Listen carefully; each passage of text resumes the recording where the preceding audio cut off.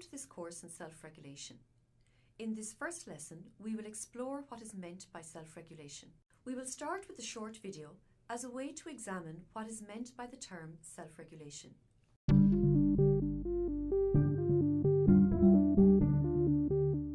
Our current school system was set up in the late 18th and early 1900s to meet the needs of the industrial economy.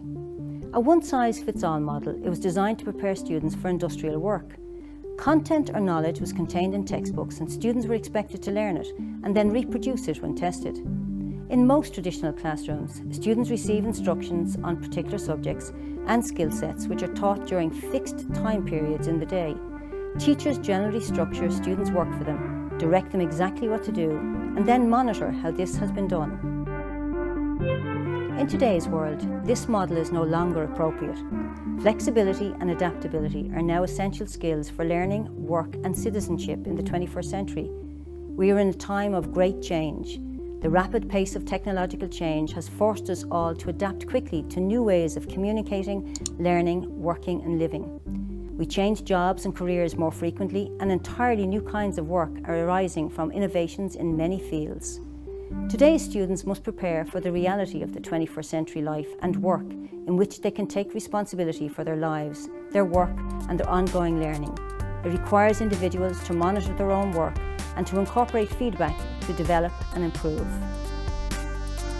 Offering each student the appropriate level of freedom to exercise self-direction and initiative is an ongoing universal challenge for both parents and teachers. To create opportunities for students to learn effectively, develop deeper level of initiative and self-direction skills, educators must work with students, guiding and empowering them in ways that help them take increasing responsibility for their own learning, both as individuals and in groups. In turn, this supports students' abilities to live and work in 21st century society, where people are expected to work with minimal supervision, design their own work products and incorporate feedback to improve the quality of those products. In tandem with their work, they need to be able to plan and monitor their own lives and engage fully with the communities they live in, so that all elements of their increasingly complex lives are balanced. We as educators can play a key role in ensuring that our students develop self-regulation skills by designing appropriate learning tasks.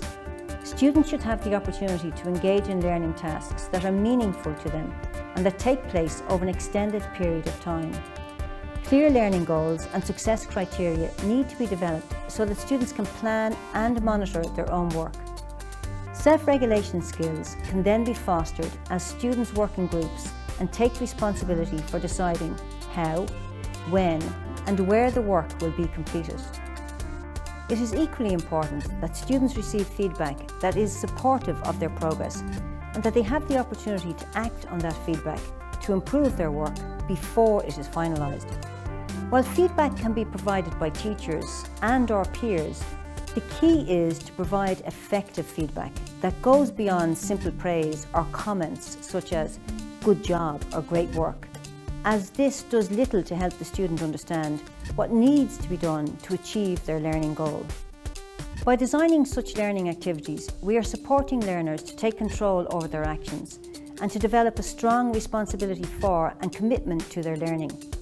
In this way, we are helping them to become lifelong learners so they can continue to learn and grow throughout their lives.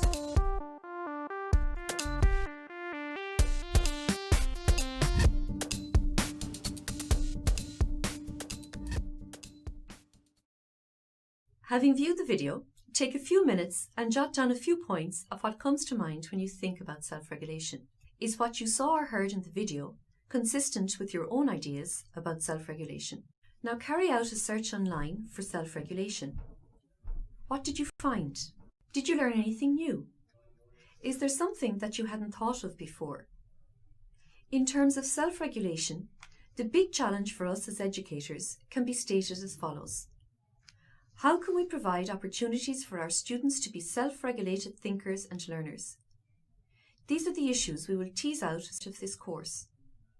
This is so we can develop a shared understanding and a common language that we can use when describing what self-regulation is and what skills are required in order for students to take more responsibility for their own learning. Today's complex world demands self-regulated thinkers and learners who can take responsibility for their lives, their work, and their ongoing learning.